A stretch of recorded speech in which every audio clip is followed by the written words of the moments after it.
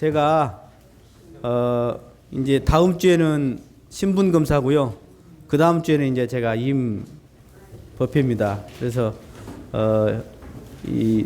오늘 이 시간에는 사실은 그동안 1년간 음으로 양으로 이렇게 도와주신 분들 이렇게 시상을 해주고 또 공부 열심히 하시고 수행 열심히 하신 분들 봉사 열심히 하신 분들 이렇게 함께 축하하는 시간이었습니다.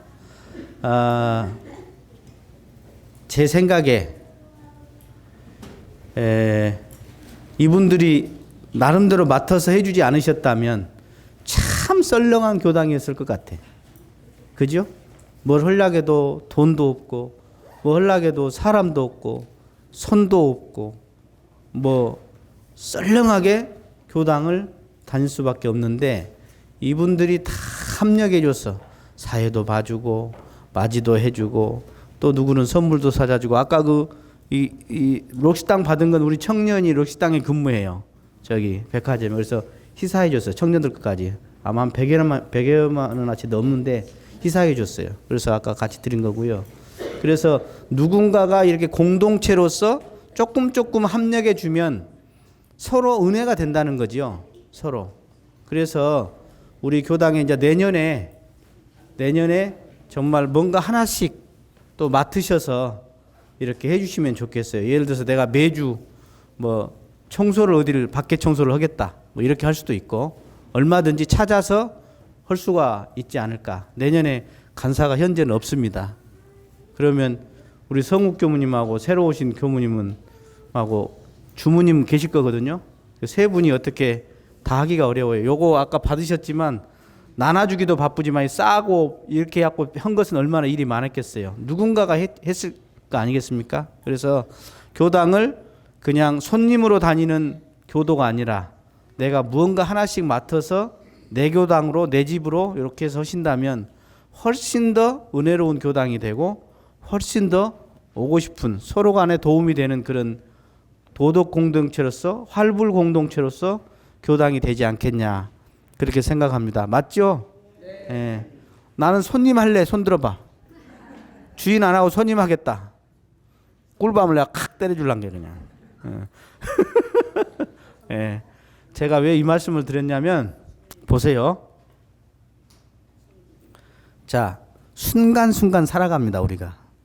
즉 점이 모여서 선이 되고 하듯이 티끌이 모여서 태산이 되듯이 순간순간이 모여서 하루가 되고 일주일이 되고 한 달이 되고 1년이 되고 한 생이 되고 영생이 되는 거예요. 그러면 그것은 순간순간이 만들어내는 거예요.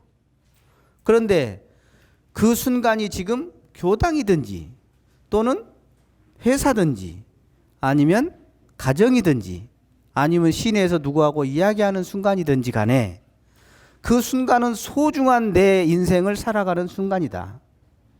그런데 그 순간 내가 마음을 챙겨서 깨어 있어서 내가 나의 주인으로 온전한 마음으로 살아간다면 얼마나 행복한 사람이냐. 저는 제일 행복한 사람은 그 순간의 온전함을 잃지 않고 자기 일에 집중하는 사람이다. 이렇게 생각합니다. 그렇다면 그 사람은 어떤 사람이냐?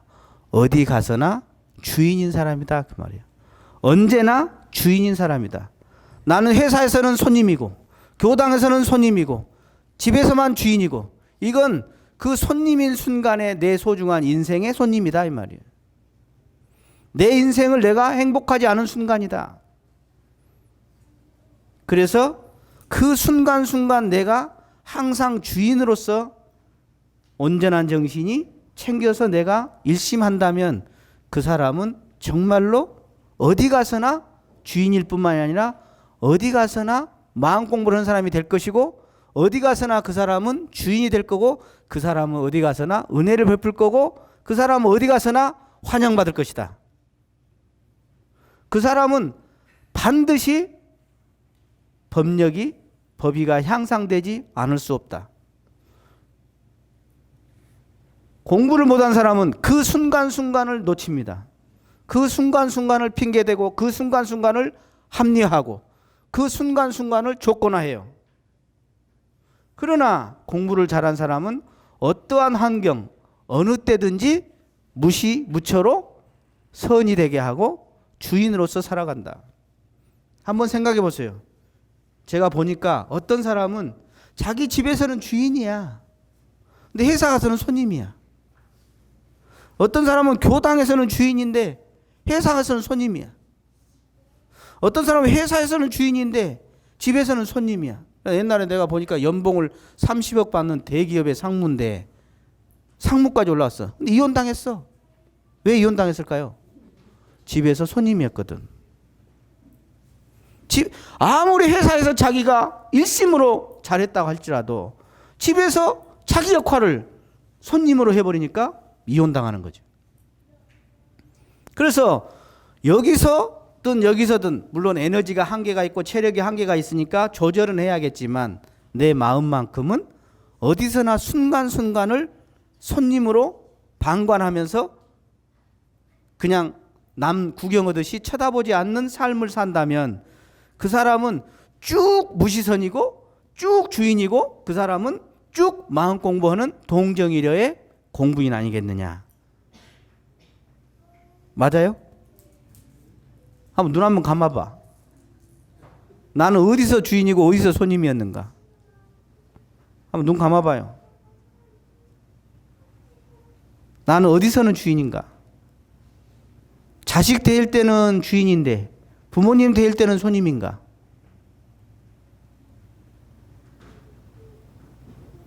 직장 가서 손님인가? 교당에서 손님인가? 어디서 주인인가? 자, 눈 뜨시고, 어떻게 보면 한편으로 말하면 직장에서 잘 사셔야 합니다. 교당 이거 몇 분 시간 얼마 안 되잖아요. 집 가서 잠만 자잖아요, 솔직히. 직장에서 정말로 재밌게 사셔야 합니다. 직장에서 같이 사는 사람이 진짜 동지입니다. 얼마나 많은 시간을 직장에서 같이 합니까, 우리가? 그 직장에서 정말 내가 사장이다. 저는 간사 때 종법사라고 생각했어, 제가. 왜 간사가 간사예요? 간사가 아닐 때 참 간사지. 직장에서 내가 직책이 높든 안 높든 그 직책을 넘어서야 참 그 직책이라. 그게 성립 공부하는 사람이야. 그 사람이 성립 공부예요. 뭐 불교의 성리 누구 스님이 이렇게 말했다고 좋다고 하는 거 그게 중요한 게 아니야. 내가 어디서나 그 현실을 넘어선 마음. 사장이 아닐세 참 사장이라. 그게 금강경도리거든. 특히 직장에서 정말 사장 마인드로 한번 해봐라. 근데 사장도 다 사장 아니더만. 아까 그 회장 밑에 여러 사장이 있는 큰 회사 있죠. 그 사장은 또 진짜 사장이 아니더라고 보니까. 내가 물어봤어. 아니 사장들은 다 주인 아니요? 그랬더니 헤이 교무님 아니래. 아 진짜 아니요? 그랬더니 아니래. 아 그렇구나. 몇십만 명 하는 대기업의 사장단들이 8명, 10명, 12명 막 20명 그러거든. 거기서 그 사장단 안에서도 진짜 주인 아닌 사람이 있더라는 거예요. 직책의 유무가 있지 않더라. 성품에는 직책의 고저가 없고 남녀, 노소, 귀천, 지식의 유무, 유식무식을 떠나서 내 성품을 가지고 있듯이 내가 어디서나 그런 걸 넘어서서 주인으로 산다면 그 사람은 누구나 다 좋아할 것이고 그 사람은 어디 가서나 뭔가를 이뤄낼 수 있는 사람이다. 나는 사장이 아니니까, 나는 월급 받는 사람이니까, 나는 남자니까, 나는 여자니까 이런 것을 넘어서서 한다면 그 사람은 성립 공부하는 사람이다. 그 사람은 진급에 나갈 것이다. 그 사람은 역량이 터질 것이다. 그렇게 생각합니다. 그래서 어디서나 정말로 내가 물론 진퇴의 도가 있어야겠죠. 나갈 자리 물러날 자리 알아야겠지만 마음만큼은 언제나 깨어있는 마음으로 내가 주인으로 살아가면 참 좋겠다. 어? 그게 영육상전 잘한 사람이에요. 어디 가서나 도움을 줘야 해요. 주인은 불평불만이 없어. 손님이 불평불만이 많거든. 맨날 요구만 하고 핑계가 많고 손님들은. 그러나 주인은 핑계 없어. 손님은 핑계가 많아. 주인은 불평불만 없어. 손님이 불평불만 많아. 어디 가서나 내가 불평불만이 많다. 그러면 그 사람은 유념이 아니야, 하루 종일. 진짜 유념한 사람은 아까 일심을 해서 주인으로 살면 마음이 묘하게 이렇게 생생해져요. 기쁜 마음이 나거든. 진짜 유념 잘한 사람이에요, 그 사람이. 그래서 내가 순간순간 놓치지 않고 어디서나 참 손님 되지 않는 그런 멋진 우리 원불교 대종사님 제자 있으면 좋겠다. 그 말씀 드립니다. 감사합니다.